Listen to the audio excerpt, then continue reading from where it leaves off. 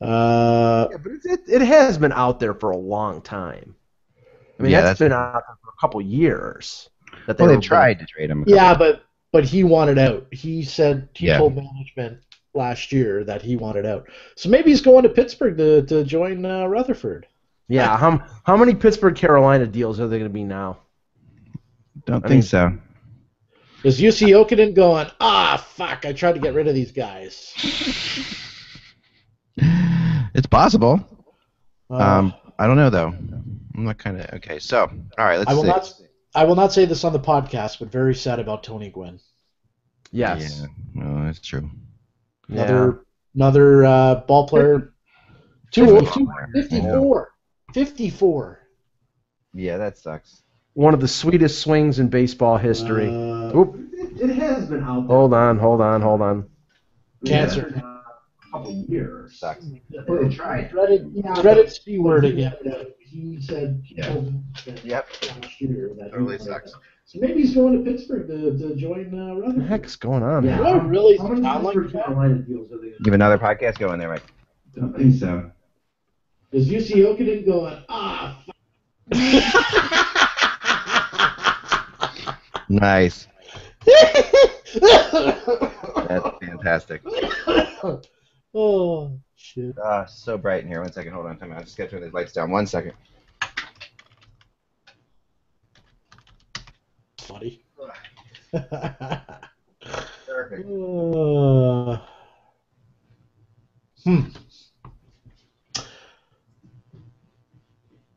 Capitals GM on Mike Green. Our priority is to get him on track rather than trading him. Open to trading anybody, but we'd like to bring Mike Green back.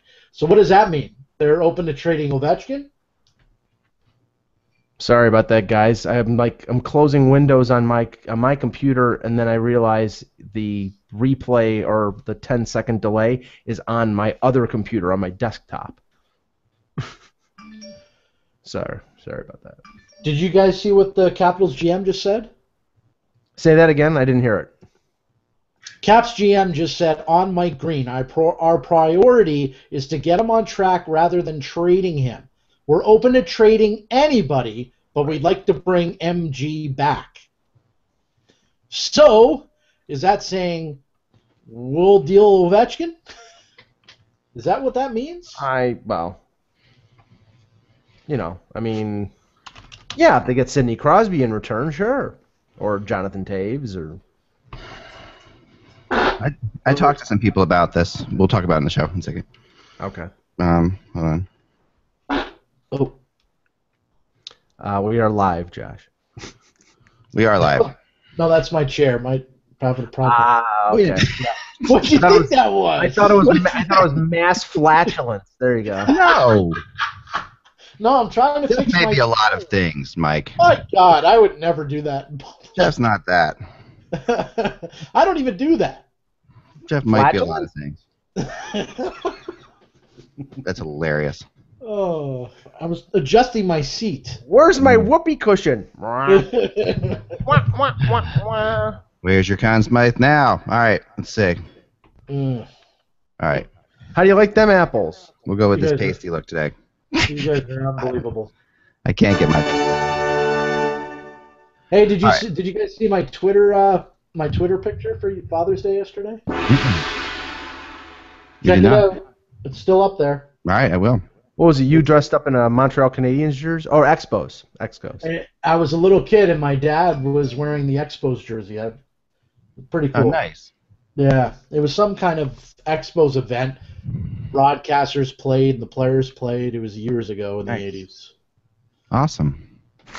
All right, let me take this out real fast, and then we will start out. We will start going here. This is the first ever Hockey Buzz Rumorcast videotape. I decided so. We're officially into rumor land. You like them, the rumors. Yep, officially into rumor land. So here we go. Let me just put this out real fast. And we'll be good to go. Grabowski is not coming back. To Washington? Well, that didn't work, that experiment. If he can't make it there, man, I don't know what to say about him. Well, he's not a second-line center. We like the job Grabo did for us last year, but we're also balancing what we're going to do with our roster. You know what this also means? This also means that there were rumors of them potentially buying out Green, Compliance buying out Brooks Like. Yeah. But if they're basically saying bye-bye to Grabowski, that means that they're probably going to put Like at either at center, or they're not going to buy him out and they're just going to keep him around, and they can't afford a $3 million rent-a-player like Grabowski. It's a great title for a blog, like it or not. It's a Genesis song too. Yeah, but it's spelled, like like it or yes. Yeah. Believe it or not, I'm walking. Oh no, Josh, No. we gotta start the show. Hold on. Okay. Please start it now and mute his microphone immediately. Don't know why I did that, but anyway. Yes, I don't either. But please do not do it again. Anytime, Josh, you want to sing the theme to the Greatest American Hero, feel free. I love that TV show. All right, here goes. Am I too loud? Is my mic breaking up? Yeah, you're over-modulating a bit. I'd say just pull back from the microphone a I'd tad. turn the mic back a little bit. Is that better? Yeah, that's better. All right. I think I blew my speakers. Let me know.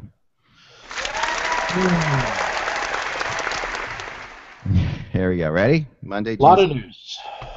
Here we go. Hey, Hockey World. We're back. It's Monday, June 16th, 2014. I am Michael Agello. I am Josh Rimmer. And I'm Eklund, and you're watching the Hockey Buzz Rumor Cast on HockeyBuzz.com, coming to you live today, back from Philly, Toronto, and Buffalo. We're done with these games, these stinking games that we got to talk about all the time. We do have to talk a little bit about the game because we haven't had a podcast since it. But after that, we're going to get right into the rumors, we promise you. Thank you very much, Mike. Oh, I need the bell. The bell's over there. Darn it, I keep forgetting the bell. Hold on, I got to get the bell. Here we go. All right, Rumors. right. Rumors. Rumors, Bell yeah. until now has represented. For those of you just watching now, because a lot of you don't, pay attention until the rumors start. So I know we have a whole different group of you out there right now. So for those of you just watching now, the bell in the past has represented whenever we say the word interesting, which is something that I don't like I don't like saying on podcasts. It's my own way of keeping myself from saying, "Hey, it'll be really interesting," because that's the common. That's the most. Now you've made the dog go nuts. Don't hit doorbells. Doorbells are a bad idea. All right. Sorry, Buzz. We're good. It's nothing. It's just Mike in Buffalo. Yeah. All right. So I got a long arm if I'm reaching the doorbell from Buffalo. pretty good. So the bell here, but I'm no longer doing the interesting thing, guys. I'm done with that. That's over. It's been played out. So feel free to say it as much as you want to. Okay. Trying to remember in the background that it's a stupid thing to do. And and instead, the bell is going to be for rumors that I agree with. So when we when Josh says something or something like that I'm hearing as well, or Mike, if you say something or whatever, that'll be my bell. If you guys want to get your own bells, that'd be great. If maybe you have the game of Pit around, that's how I found my bell, from the good old game of Pit, my card game. But anyway, yeah. So the bell will be. I believe that's true. That's what that means, without me having to say it. So only those of you who watched it right now, the 207 of you who are watching right now, will know that is the case. Okay.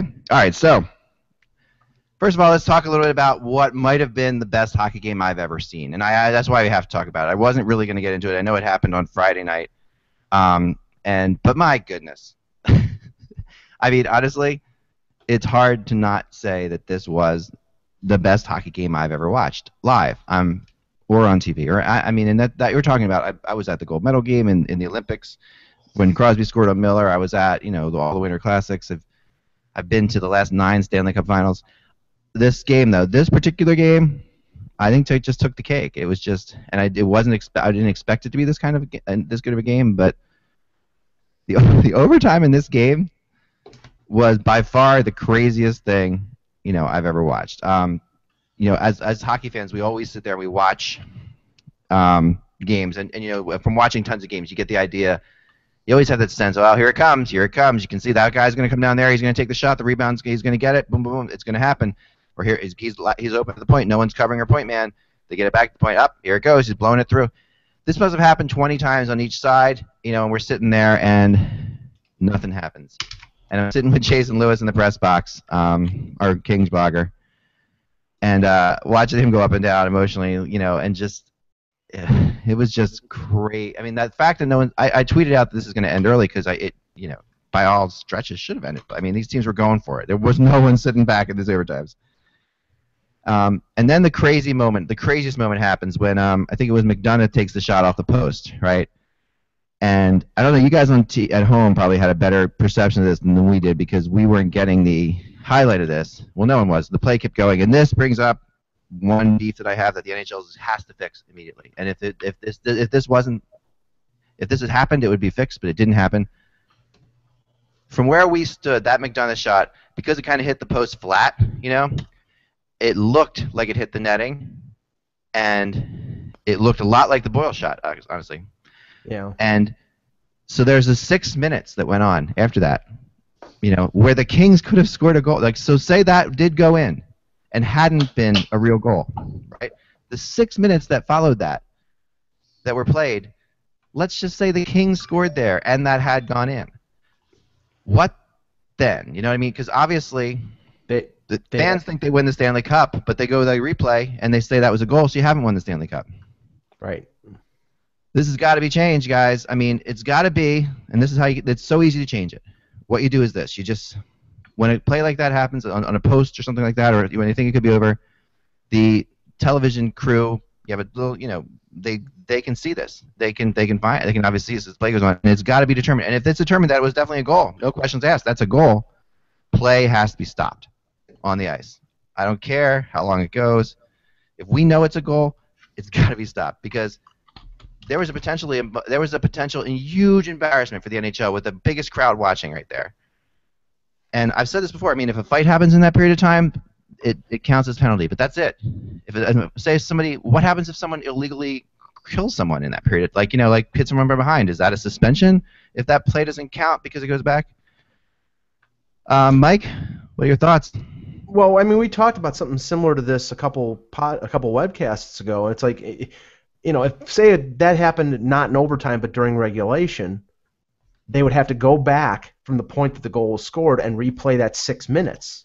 Yeah. Because it's not like it was scored midway through the third period. There's 4 minutes left in regulation. Right. They go back. They find out the video that the play continues. There's no whistle. They have to go back to the midway point of the third period because that's when the goal was scored, and then they have to, and that's a joke. So yeah, I mean, I think that they would have to, Toronto has the ability to review the goal during the play, and if that, if they determine that it's a goal, then either the red light goes on or a light goes off in the penalty box or a light goes off with the goal judges or something. It has to stop. You can't do this. Right. I mean, you just can't do it, I mean, play has to stop. In overtime, maybe it's a rule that only counts in overtime or something, but maybe in overtime they can look at this. But Josh, your thoughts on this? I mean, it was potentially horrible. It was really a potentially horrible situation.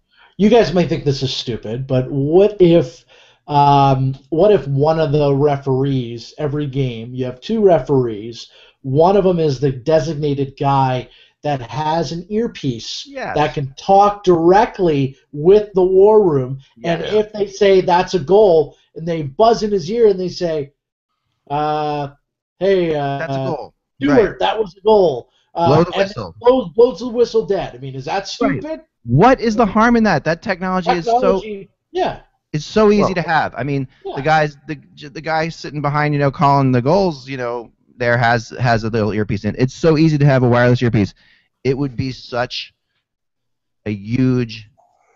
I mean, the NHL just skirted this embarrassing situation, and is it the money they don't want to spend, Eck? No, it's. I don't get it. I've talked to him about it, and I said, listen, how can you allow this to continue? I mean, it's because you know what it is. Honestly, Josh, it's because it hasn't happened.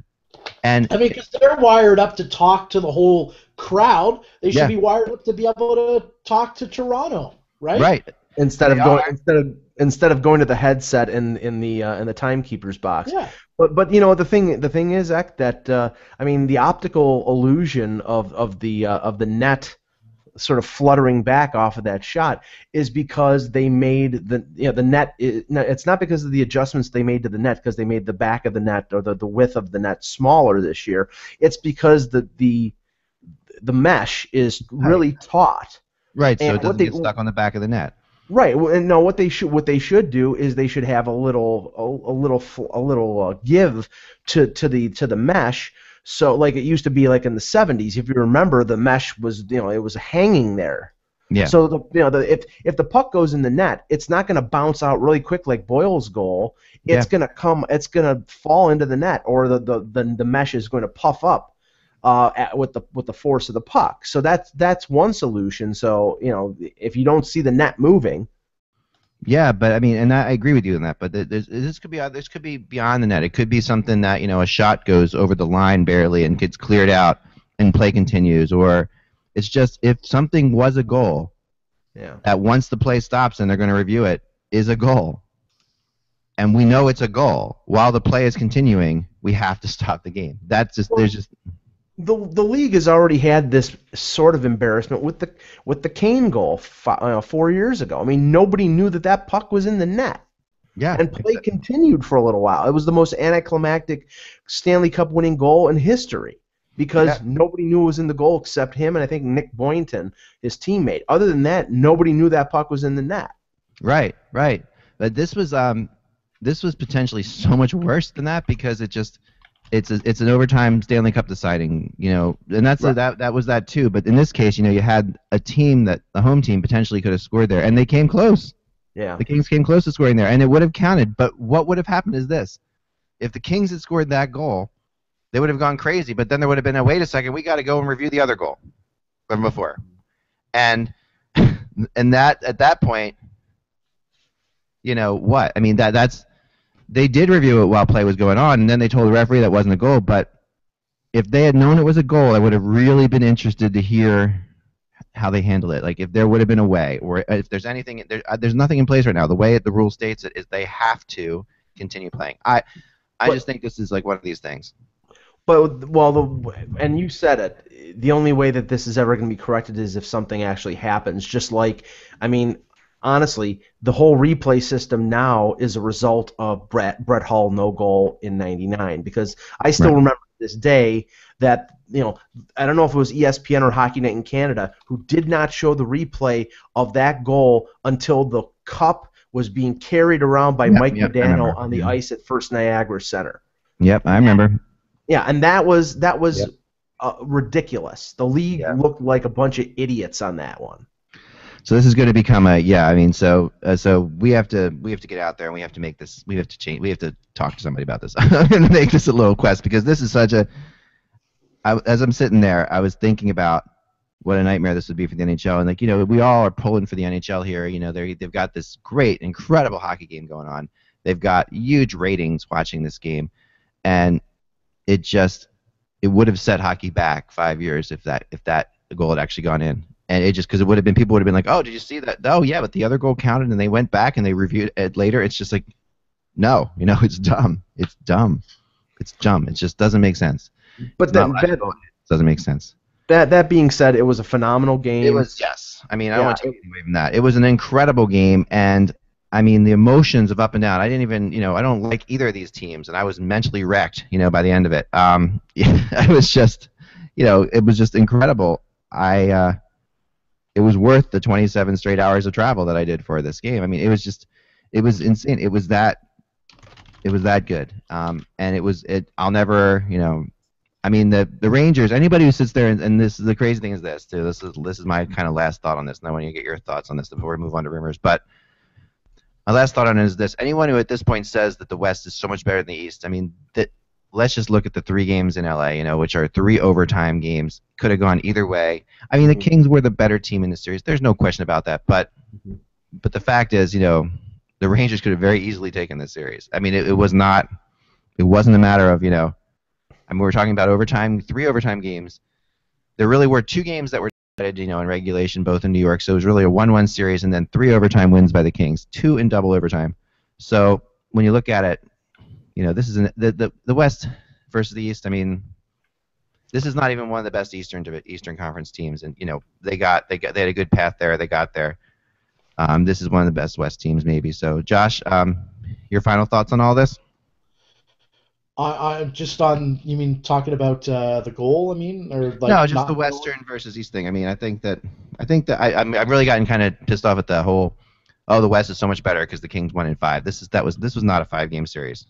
Well, I mean, for the last 5 years, right? The West has won the Stanley Cup. I mean, that argument's always been out there, and when there was realignment last year, everyone talked that it would maybe make it a little bit, more even with Detroit moving east, since Detroit was always known as a powerhouse in the West. However, Detroit has gotten a lot older, so they're maybe not as powerful as they were before.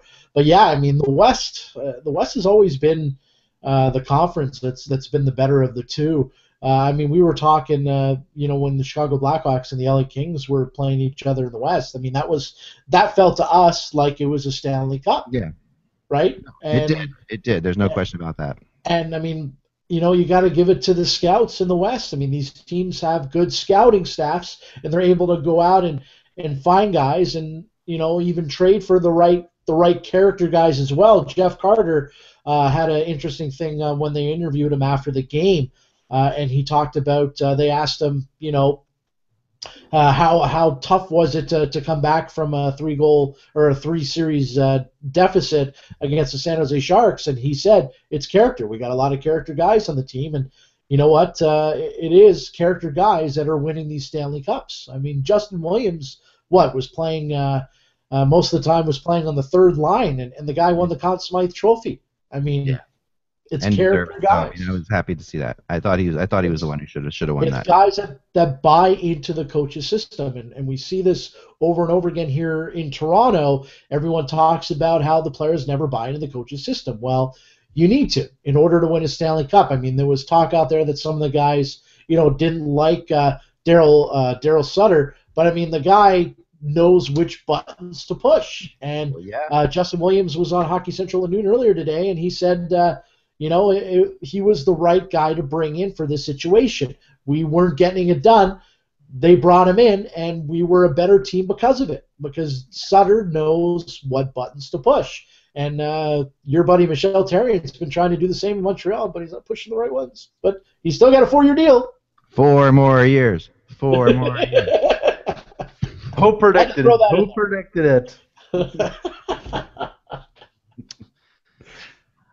Moving on.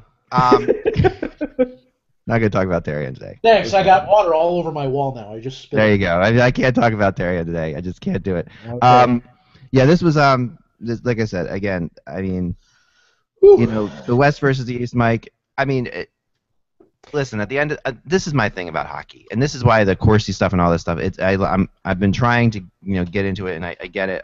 I love stats like anyone else, but the thing about hockey is that it really is like an on any given night type thing. I mean, teams can beat everybody else, and the Rangers were as good as the Kings. The Rangers played their best game in Game 5. There was no question about it. The Rangers looked looser. They weren't afraid.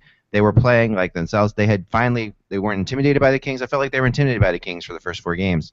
I really did. And they weren't that at all. In Game 5, there were moments when, if they go up 3-1 in that game, I don't know if I think I'm probably in New York right now doing this podcast, to be honest. I think in the end, and one of us said this in one of the previous webcasts, was the fact that it was the fact that the Kings' big players showed up and the Rangers' big players didn't show up. Girardi did not have a particularly good series. Nash, we've talked about ad nauseum. Brad Richards really didn't do that great. So I mean, and guys like Carter and Justin Williams and Doughty, they showed up, but Jonathan Quick played very well at times. So I mean, the thing is, LA during the regular season was not one of the best teams in the West. You had two middling teams in each conferences. The Kings were third place in the Pacific. The Rangers, they had home ice advantage over the Flyers, and By had 1 one of the point. three spots. They were 1 point up. By 1 point, right? Exactly. But they were a middle of the pack team in the East, a middle of the pack team in the West, and I think the West proved that they're deeper. But I'm just saying they're so much better by leaps and bounds that they're going to blow out the Eastern representative every time. It's on a case by case basis, but. We'll see. We know that the Rangers are going to be a vastly different team next year due to a lot of free agency. We know the Kings are going to make some changes, and we know a lot of the teams in the West and the East are going to be different next year. So the balance of power could shift within 1 or 2 years. Oh yeah, that's the case. So let's get into those changes. Let's leave the season behind us right now. It's done. And moving on to the off season, everyone's favorite time of year around here. I like that you fact you have the Kings as the only logo behind you, by the way, Mike. I did notice that. That's very good. Excellent. Yes. Soon we'll have them all back up there, guys. So here we go. They're in the off season. Yesterday I'm down the shore, spending one day with my family down there, and I get a call at 8 in the morning about a big trade rumor regarding Cam Ward, who's somebody that Josh has been talking about for a while, and having wanted out of Carolina. But this one for Patrick Marleau, which was one of those immediate trades to me that, I get a lot of trade rumors, obviously, from different people. But this was one that I actually, for some reason, made sense right away. This Patrick Marleau, you're looking at two guys who make a lot of money, first off, that they have to move contracts for, right? So it's a little bit like an NBA deal that way, where you get big money going back and forth, right? Two players that are a bit of an issue with their teams at this point. And two players who fit the needs of each team. Let's start with you on Josh on this one. Have you heard anything different about this, or have you heard? What are your thoughts on this deal in general? Well, I'm going to throw something else at you. I think it might be a three-way deal between Toronto, Carolina, and San Jose. I was told that the Leafs apparently have been talking to San Jose, and Dion Phaneuf's name has come up. So, could there be a three-way deal going there? Yeah, it could be. It seems like, well, who would end up where then? Would Marleau end up in Toronto? I think Marleau would end up in Toronto, maybe not a three-way deal. I don't know. It's hard to say, Yeah, obviously they're not going to go. I don't think Cam Ward's going to be the goalie in Toronto. I don't think. I think Bernier seems to be their guy. No. In that scenario, it would probably be Phaneuf going to San Jose. Phaneuf going to Carolina, Marleau going to Toronto, and Ward going to San Jose. Thing is, I don't think that, I'll be the devil's advocate here.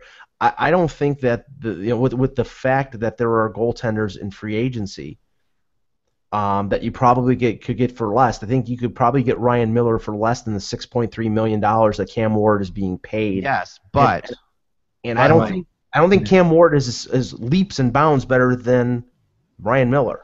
No, he's not. No, and maybe not even better than Ryan Miller. But the issue is this: you have to remember that with a trade like this, it's not like if San Jose signs Ryan Miller, they still have to do something with Patrick Marleau, and they've got to figure out that money. So the issue with this one is more along those lines of like, okay, we need to get rid of Marleau's money. You need to get rid of Cam Ward's money. We need a goalie. You need a forward. Yeah. And it's because if you sign Miller, now you're really stuck because you're trying to trade Marleau, and San Jose needs a goalie. So I've heard that Thornton and Marleau stuff often linked to goalies because of that reason. Yeah. Don't get me wrong. I think San Jose is in the goalie market. Definitely. I think Vancouver is. I think Calgary might be, although Calgary is a couple years away. They're a team, is sort of a project right now. I think Winnipeg is. I don't know how much Winnipeg has confidence in Pavelec, and Al Montoya their backup is a free agent. So they might be looking for either a goaltender like a James Reimer who could come in as a 1A goaltender, or maybe get rid of Pavelec and bring in a guy like Cam Ward or a guy like Hiller who can be a number one. So, agreed. We'll see. I agree. I'm not so sure. Josh, you got something? Yes, I was just texted that not to be shocked when Brad Richards has announced he's being bought out, and that apparently he is not talking to the media today. The other players are meeting with the media. He is not. Yeah, I've heard that too. Yeah. There was talk yesterday and a little bit today that maybe Brad Richards wouldn't get bought out based on what happened, based on his connections with St. Louis and all that. But that's not. Yeah, there's no question Brad Richards is getting bought out. It was kind of interesting as that overtime was going on. At one point, I leaned over to Jason and I said, here's Brad Richards on the point on the power play, trying to, and this might be his last shift as a Ranger. Yeah. He's out there trying to score. If he scores a goal here, they might win. They might win the Stanley Cup, I mean, and it's just weird how hockey works, because he was right out. They were using him, and Richards had his best game too in Game 5. I don't think Nash is going to get bought out, but I honestly believe Richards is getting bought out. Yeah, I don't think Nash is getting bought out either from the people I talked to. So I mean, Nash they think could always turn it around, I guess. And Nash was better in Game 5 too. He played his best game too. I mean, the Rangers in general did. Mike? Richards is an intriguing possibility for these teams who are looking for that number 2 center to take the heat off a number 1 center. Apparently Chicago is interested in everybody on the market right now. Thornton, Marlowe, Kessler. Although John Jekyll, our Chicago blogger, said that they're out of the Kessler sweepstakes because they were asking for Brandon Saad in a trade. If that's the case, then Jim Benning is as insane as Mike Gillis, because there's no way that the Blackhawks are going to trade Brandon Saad. Period. But it is going to take that to get Kessler. I think it's going to take a young forward under the age of 25, but Brandon Saad is that plus. I think he has a potential to be a star. I mean, he's already proven in his first 2 years what kind of player he is. I think he's bound for stardom. That's why I still put, and I don't know if Toronto is on the Kessler list. That's why I put it depending on how things fall with other possibilities, other trades, free agency. I think Nazem Kadri, if going to Vancouver in a Kessler deal, if Kessler is amenable to coming to Toronto, makes a lot of sense. They get the young player that they're looking for, and the Leafs get the veteran who's under the age of 30, who can still play. But it's going to take a really good young forward. I just don't know how many teams are going to be willing to trade that for Kessler, who has been through wars. He's had injuries. He's 29, but I think he has the miles on him of a 33 or 34-year-old guy. Well, with Kessler, there's and I do have Toronto, on my list for Kessler. My rumor chart, they're second right now on that list. You guys saw the Ducks too, right? Yes. Are in on that? What'd they do? They're in on Kessler, the Ducks. Oh yeah, they're first on my list. I thought they had done something else maybe. No, they're no. They're first. I think they're the most likely place for Kessler to go right now. But I think they're waiting to find out if they could get Vanek first. I think they still really want Vanek, and they're going to find out, obviously, July 1st that Vanek will not go to Anaheim. He will be going to Minnesota, which is the biggest kept secret in the NHL. All right, I want to make my next bet on this one, Josh, because that's not happening.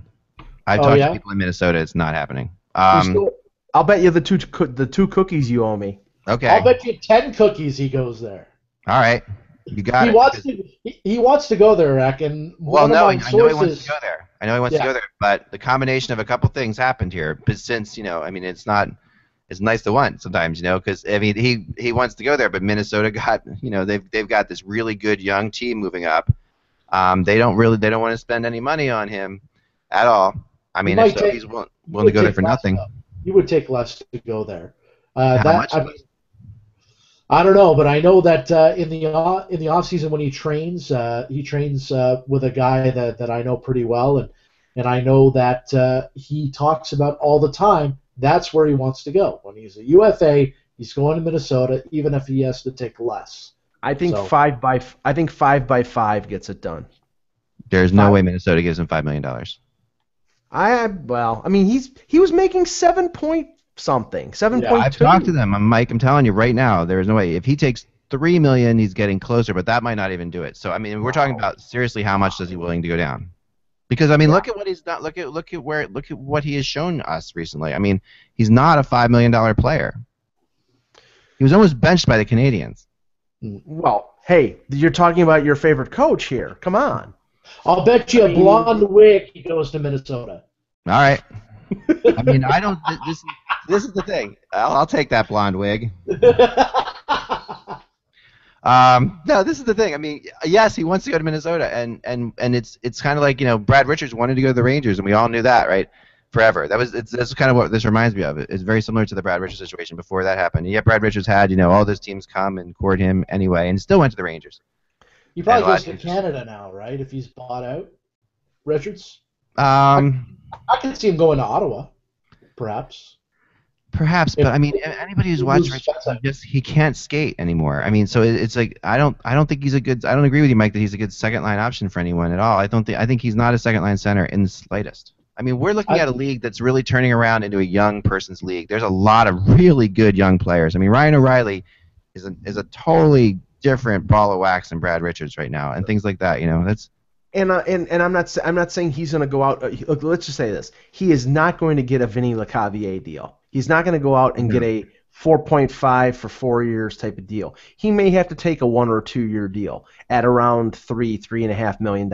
I think that a team, and I'm just throwing out this name, not saying this is I've heard anything. I'm just saying a team like Nashville who's looking for a veteran presence, a guy who can be a playmaker, who would take less money. That makes sense. Nashville's looking for speed, though. I mean, Laviolette's. I mean, I'm just throwing. I mean, you're through it. Now Nashville's hypothetical, I know, but I'm into I'm really intensely into every team what they want right now, and I've been talking to people all morning. Nashville wants speed. Remember Laviolette's game is speed. It's all about speed. Yeah, so, but there's limited amounts of players out there in free agency who have speed. Now, a guy like Mason Raymond is going to hit it big this year in free agency because he had a decent year in Toronto and he's lightning quick. And he's going to Nashville. That's my prediction. I mean, I've talked about that. You're right. I mean, Mason Raymond is exactly the kind of and he, what he did, and I wrote about this a little bit, but this is really important for other players, is that his agent made the right move. And the agents don't do this enough. Where Mason Raymond could have taken more money, like a slightly more, not a lot more, but slightly more to go other places where he wouldn't have played as much. But he went to Toronto, where he played a big role. He knew he would have a chance to play there. He knew the system fit him. He had a great year, and now he's going to get a big payday because of it. Sometimes it's that 1 step back, 2 steps forward thing. And for Mason Raymond's agent, hats off to you, because you did the right thing there, and he's going to get a big deal, like you said. And I think that is a model, that is a blueprint that a lot of other agents are going to possibly follow when it comes to. I mean, a lot of free agents shy away from Toronto because of the criticism, because of the exposure, the big market. It is a great selling point to go someplace like Toronto and show your wares, to sell yourself to the rest of the league. Yeah. I mean, Mason Raymond, he was basically kicked out of Vancouver. He was offered basically a walk-on deal with the Leafs. He agreed to a $1 million contract. He almost scores 20 goals. He shows his abilities. Now he probably goes out in free agency, gets a 3 or 4 year deal, making around $3.5 million. Yeah. I'm telling you right now, if there's free agents out there who get passed over, who have a skill set that fits the Maple Leafs, their agents should probably call Toronto, because if they fit into their scheme, that's the best place for them to go to sell their wares on a short-term deal. Yeah, no, I agree with that, Josh. I thought you were queuing. Sorry. Oh, I got a lot of other stuff, guys, too. Yeah. All right, let's you give me one. We'll go back and forth. You go ahead. I'm told that in Pittsburgh, if Niskanen does not re-sign, that there is interest in Dan Boyle, that possibly they could be signing him on July 1st. That would be a team that Dan Boyle would be very interested in going to, as he's told people that he wants to go to a contender, and that's his number one choice. He's got 2 years left. He'd like to win another cup. Obviously, he won one in Tampa a few years back. A possibility that he goes to Pittsburgh. I know Tampa is interested as well in bringing him back. However, Tampa, I don't know if they would be as enticing as playing with Crosby and Malkin.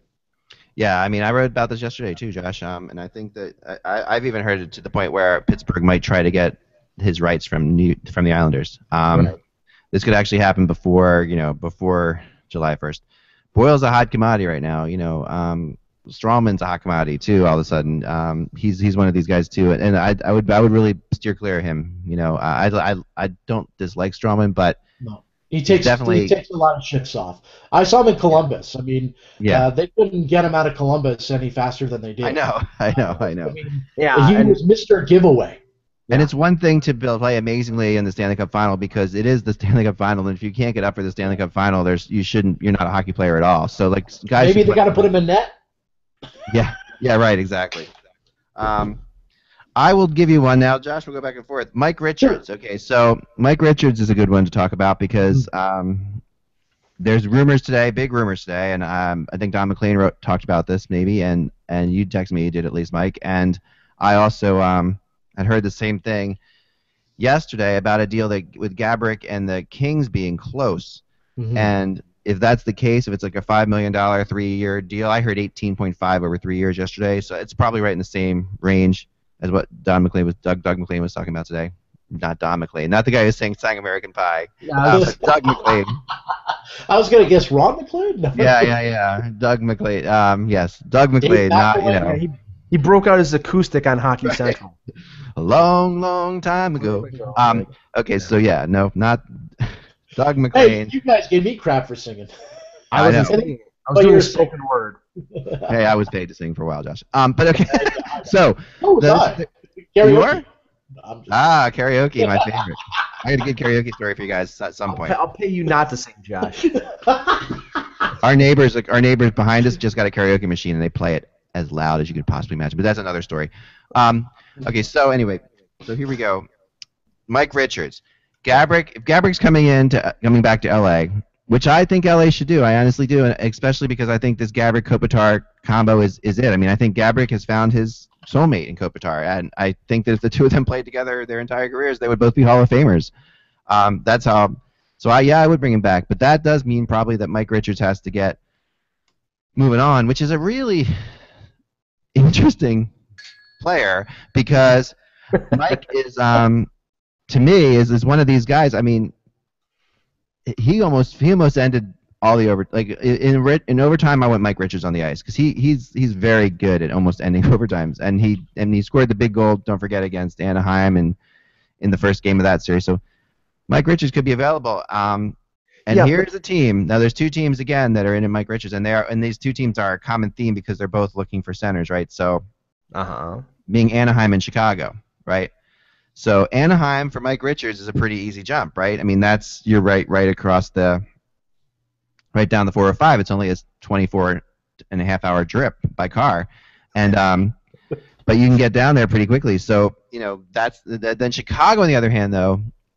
They love Mike Richards, I was told, and I think that there might be more money for Mike if he goes there. Mike Richards is going to make out like a friggin' bandit if he gets bought out, by the way. Well, and he's got a big... That's the thing, Ak. I mean, if we're talking trade, I don't see a market for Mike Richards, in spite of the fact that he's won 2 cups in 3 years. 6 years left at $5.75 million, and his offensive numbers are declining. That's killer. Yeah, no, those numbers are declining, but he still brings a lot to the table. He's a good two-way player. He's not what you would remember. He's not. And I think if he gets bought out, he gets a 4 or 5 year deal someplace, probably around maybe $4.5 million, maybe a little less, because I think there will be a competitive market. Not only Anaheim and Chicago, but I'm sure a few other teams. I mean, you would know more about, I've heard Philadelphia possibly being interested in Toronto. I'm sure you'd be interested in Mike Richards. But, there are a number of other scenarios that would probably jack the price up a little bit. But in a trade, unless the team is like the Islanders who need to boost up their salary. Why are we looking at me? To get to the cap floor. I don't see somebody taking on 6 years at $5.75. No, and I that's... The issue on trade, sorry, we were looking at me there for a second. We had people outside doing the deck, and I just had to give some. Sorry about that. Anyway, so Mike, this is the thing, and you're right, Mike. The interesting thing about this, though, the Kings are going to want to trade him, and why they're going to want to trade him? Because they don't want him signing with either of those two teams. I mean, think about this. First of all, you don't want to buy him out, so of course you want to trade him. You don't have to pay him, but beyond that, they don't want Mike Richards on Anaheim or Chicago. I mean, those are the two worst places he could end up for them. I mean, and Yeah, I mean, bring him east. The Islanders are good. They might take a shot. They might take a flyer at him. The Flyers, I don't think will take a flyer at him. Yeah. Even though they are the Flyers. That's not. It depends how little he gets, but I think someone's going to give him more money, and I don't think the Flyers would trade for him. Although, in saying that, we do have to remember that Hextall's the GM now, and Hextall and Mike Richards really get along well, and Hexy was a big reason that Richards went to LA, and he got Richards to LA. So Hexy sees him as that kind of a player. So maybe Hexy says, you love playing in Philly already. That's speculation. I talking to people, I haven't gotten the indication that that's happening at all. That's at this point. And according to Cap Geek, he does not have any kind of no trade, no move protections. So Not yet. He does soon, apparently. And they've got, I think it's July 1st, so they have to make this move soon. It's one of those type deals. Which is similar to, and we'll talk about that in a few minutes, which is similar to Dion Phaneuf, because July 1st, if he's not traded before July 1st, then limited no trade comes into effect for him. So yeah. I think if there is a Phaneuf move, and I know that you mentioned in your column yesterday potential of a Philadelphia trade. I know that there's been Edmonton rumors out there. Josh just said San Jose. There's been a few the Florida thing keeps going. I mean, I don't know if the old adage where there's smoke, there's fire is applicable when it comes to trade rumors, but it just seems that there's a lot of scenarios out there regarding Phaneuf, which would put me in the maybe 70 to 75% chance that he's going to get moved before July 1st. Yeah, I'll give him more than that. I'd say more like 90%. But I think that he's going to get moved. I'm surprised, like I said before, were it me, I wouldn't give anybody what Toronto wants. But I'm not a big Dion Phaneuf fan. That's me personally. Josh? Guys, speaking of defensemen, Andrei Markov wants $18 million over the next 3 years. I honestly don't believe he will get that in Montreal. Another good defenseman available July 1st. And there's one place, Josh, I heard, one place really, there's one team that's going to, if this happens, if Markov is leaving, look for him to go to Detroit. That's where he's going to go. Oh. Yeah, I was gonna say, Josh, and I want to date with Rachel McAdams, but we don't always get what we want. But I mean, come on, please. I mean, Datsuk is a big Datsuk and Mark. I mean, there's a really good chance there. I mean, Markov is really highly regarded. So. Oh yeah, I mean, that's a good 100%. 100%. And if not Markov, then Detroit's going to also be on Boyle. I'm and this is, we know this because we've been in this game for a while. Yeah. The whole Toronto Dan Boyle thing, I think, was a trial balloon to get out there, to get Boyle's name out there in terms of getting other teams that are interested, like Detroit and Pittsburgh, to make them aware. Not the fact that they weren't aware already, but I really think that it was sort of like, oh, he's willing to go to Toronto. That means he's willing to go to Detroit or Pittsburgh or somebody else who's a contender, and not Toronto. I think Toronto will be in on it. I just don't think Toronto would be willing to pay as much as Detroit will. And if Pittsburgh is in on it, then I wouldn't be surprised they move out a guy like Rob Scuderi, because they'll probably have to, because they're not going to be able to move out a guy like Letang. It would make no sense to move Rob Scuderi and get Dan Boyle, in my mind. Josh? If Markov goes to Detroit and Dan Boyle goes to Pittsburgh, where does Niskanen go? How about Minnesota? That's what I heard. And that's one that I'm going to write about this afternoon. I haven't written about it yet, but I've heard there's really serious interest, and Niskanen is from Minnesota. Too. Yeah. And there's a big push for these Minnesota players, and I'd heard before. All these Minnesotans. I know. I brought this up before to people, and they said, "Oh, Niskanen wasn't like that," but then suddenly today he might be like that, because I think obviously the window is narrowing a little bit. It seems like what he wants is way more than Pittsburgh is willing to pay. Yeah. At this point. Markov money? Yeah. Yeah. Honestly, yeah. And that's a lot for Niskanen, who is, he's a good player and could potentially be a great player, but really it's more of a sign of, this being a weak UFA defensive market. He's the Jason Garrison of the 2014 free agent pool. I mean, or Dennis Weidman. I put him like a Dennis Weidman, like basically to me. That's what he reminds me of in this situation. But he's good. I mean, Niskanen is, and if Pittsburgh can't get Boyle, or maybe Pittsburgh goes after a player like Markov or Strawman or something. But whatever it is, you're going to see Pittsburgh's going after a D man. That's for sure. And whether they get him or not, Here's But a good listen, one, Josh. This is listen for to the. you. I'm sorry, Mike. Mike? Listen to the names that these teams are basically going to be fighting tooth and nail over. I mean, not to diminish the quality of Matt Niskanen, but we're not exactly talking Shea Weber here. Matt Niskanen, Anton Stroman. I mean, a 34 or 35-year-old Andrei Markov with a zipper on his knee from so many surgeries. Dan Boyle is 37 years old. All these things, I mean, they contribute to the fact that a guy like Phaneuf, a guy like Cody Franzen, a guy like Christian Ehrhoff from the Sabres, who's got 7 years left on a contract, but at $4 million per. If Tim Murray is shopping Christian Ehrhoff, I think teams will pass on guys like Niskanen because his salary, his cap hit is going to be so much more reasonable than Niskanen, who's going to probably make over $6 million this year. Josh? How about this one? I was just text this one that perhaps the Penguins could buy out Marc-Andre Fleury. Have you heard anything about that? No, but I've not yet. I think that could depend on a couple scenarios though. I could see there being Marty Brodeur. Yeah. No, I think Ryan Miller. I think Ryan Miller is why they would buy out Marc-Andre Fleury. I think they could bring in Brodeur as a backup and convince Brodeur that you'll be like a 1A. But I think that one of the things that I've talked about today, with Ryan Miller, was that he's not on the rumor chart yet, which a lot of people were making fun of me about because why wouldn't Ryan Miller be on the rumor chart? Because I've talked a lot about him, and it's because of a couple scenarios like the one you're talking about here, which I'm still waiting on because I think that's going to change drastically where Ryan Miller goes. Ryan Miller is right now wants to go to a couple places, and Anaheim's not out of the question either with Ryan Miller. A lot of people out there think that Gibson would do well being the backup to Ryan Miller for a couple years. Mm-hmm.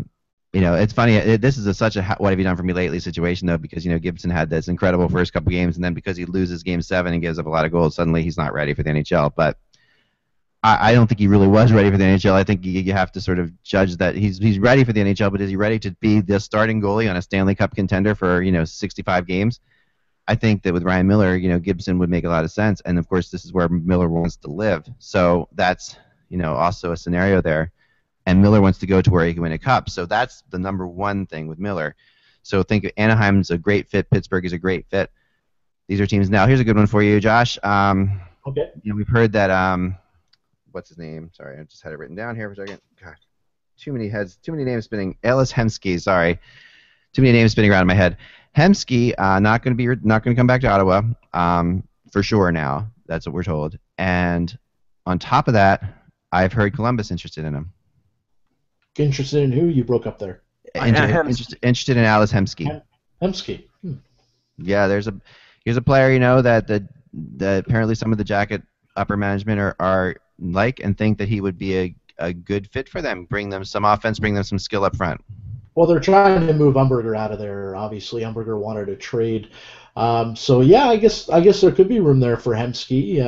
The only thing is, I know Columbus loves their young guys, and the young guys that are coming up. They just signed another young Swedish kid that they have high hopes for. That I believe was a leading scorer in the Swedish Elite League this past year. Yeah, he's a good player.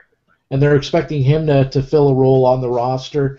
I honestly don't believe Columbus getting Hemsky. I mean, I got to stick with with people saying that they're going to continue to grow their kids. That's what they've been doing. That's why that team was so fun to watch.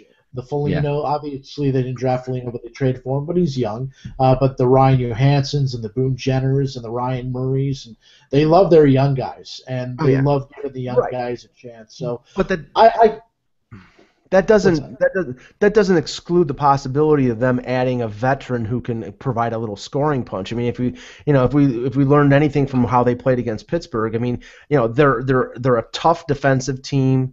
They have great goaltending when Bobrovsky is on, but I think they do need a veteran presence in there that can and they were missing Horton, and he'll be back hopefully for them. But they could probably use that one forward who could help them on their power play, who could help them in a depth forward role. So I mean, if Hemsky's price point isn't ridiculous, maybe it makes sense. If not him, then there's another veteran out there. But I could see them, and especially they could spend the money that they get rid of if they buy out or trade Umberger. That's almost $5 million. Yeah, I mean, it depends Hemsky's turned down a pretty good offer from Ottawa apparently, but not a great one. Like $3 million a year range, right? So it's, Hemsky is one of those. Is really a wild card in a lot of ways. I really wouldn't stick close to him, but I mean, I do think that you need skill, and other people have suggested to me, that Hemsky's a perfect fit for Phoenix, which has always been like the island of misfit toys, right? So maybe maybe he goes there, and Tippett can get him to play. I mean, Tippett's great at getting players like Hemsky to perform. Right. That's what his specialty is. Before we break, we're going to have to talk. We want to talk about O'Reilly, but go ahead, Josh. Yeah, well, I was just going to say, what about the situation going on in Colorado with Ryan O'Reilly? Obviously, the Colorado Avalanche are taking him to arbitration. Word on the street is that they are actually shopping PA Parento. It's going to be interesting to see what happens in Colorado. There could be a lot of shake-ups there. Good luck with that. That has been a tough one because Parento is, at some point, people are asking, why is Parento always available? He's one of these guys who was too skilled to be on the market as often as he is. Yeah, the $4 million salary for Parento, basically, I mean, if they're going to buy out Parento, fine. If they're going to try to trade him, good luck with that. You're going to have to take some salary back because I don't know. Maybe the Islanders would be interested because they were interested. Never.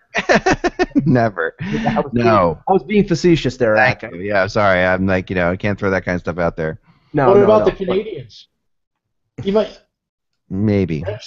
Well, no, there was talk during the year, I believe, of a Rene Bourque for Parento deal. I'd do that in a heartbeat if I was Colorado. But that may have changed now because of the way Bourque played during the playoffs. But to get to O'Reilly here, and I know that you wrote about it and I wrote about it as well today. I mean, it's playing out pretty much the way I thought it was going to play out because from everything that you've indicated and I've heard from other sources like Adrian Dater, they're talking seriously with Stastny and they're relatively close to maybe getting an extension with him. If they do get Stastny on a deal, O'Reilly is gone. It's just a question of where and for how much. I don't care if they move PA Parento or not. They need to upgrade on the blue line dramatically from the way they were last year. And with McKinnon, Stastny, and you got Landeskog as a winger, and Matt Duchene, they're strong up the middle. They're ridiculously strong up the middle, and they could probably improve themselves greatly with whatever booty they could get back for Ryan O'Reilly. Oh yeah, no, that's the question, and when you take a player to arbitration, it never ends well. Like teams go into arbitration with players, it just doesn't go well. This really opens up Colorado to an offer sheet because of the new rules. And Bob McKenzie mentioned this, and he's dead on that between the July 1st and July 5th now, he can be offer sheeted, even though he's on arbitration. That's a bizarre rule when you think about it. Team can take him to arbitration, yet you can offer sheet him and that was never that way before. Obviously, once you put in arbitration, that guy was off the market. He was going to play for your team. So this is a way for Colorado to try to trade Ryan O'Reilly in a way, because what they're doing is they're putting him up now, and they're saying, okay, you're only going to get a 1 or 2 year deal here at tops. And that's not what O'Reilly wants, right? So O'Reilly's going to go out there and he could even get less if the arbitrator rules less than he made last year. So now O'Reilly's going to go out there and try to make himself a better deal for sure. And now he's going to really go out and try. And I still hear Calgary, and I know people say that Brian Burke doesn't do that. I think there's a first for everything.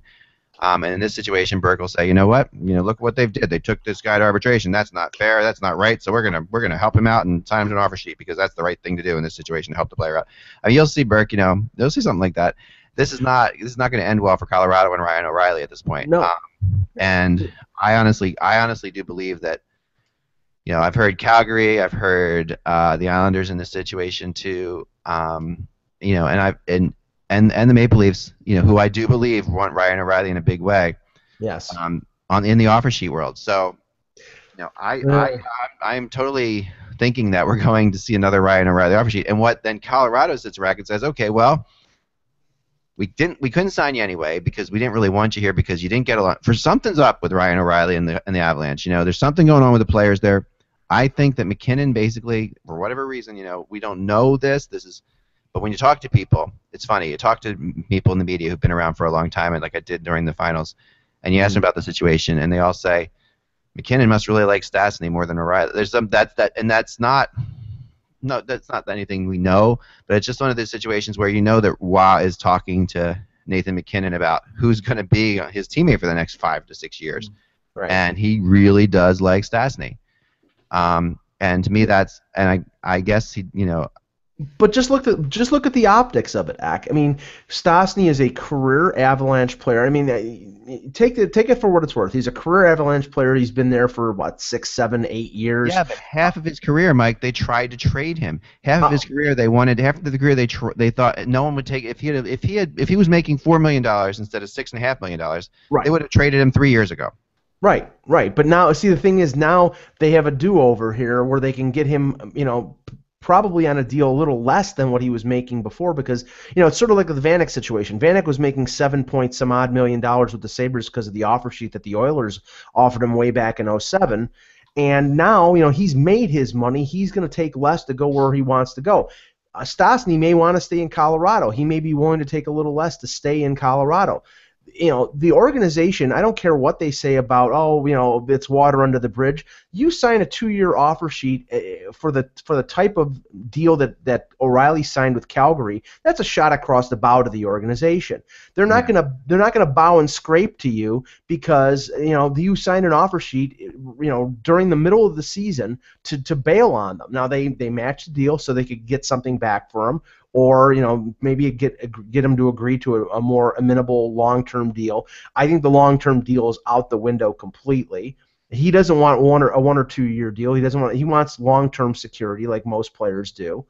But they're not going to pay him more than $6 million because Matt Duchene is the highest paid player on that team, making $6 million.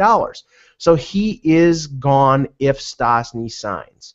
And so it's just a question of where and when for how much. I think it's crazy. Josh, before we go to you real quick, I did get something with Bill Meltzer just sent me this text, which was helpful. That the player Columbus signed is Simon Jarmelson, yes. who was originally signed by Jarmo Kekalainen when he was in St. Louis. Originally drafted by Jarmo Kekalainen in St. Louis. So it is a big pick, and thanks, Bill, for texting that in. Josh, what do you have? I got 3 things for you guys. Number 1, the Florida Panthers coaching job narrowed down to 3 people, according to Bob McKenzie. I text Dale Talon asking if he would give me the 3 names. He would not. But I do believe those 3 names are Bill Peters, Gerard Gallant, and Dan Bylsma, although I've been also told by another source that Bylsma might not be in that group, and he is expected to actually interview in Vancouver this week.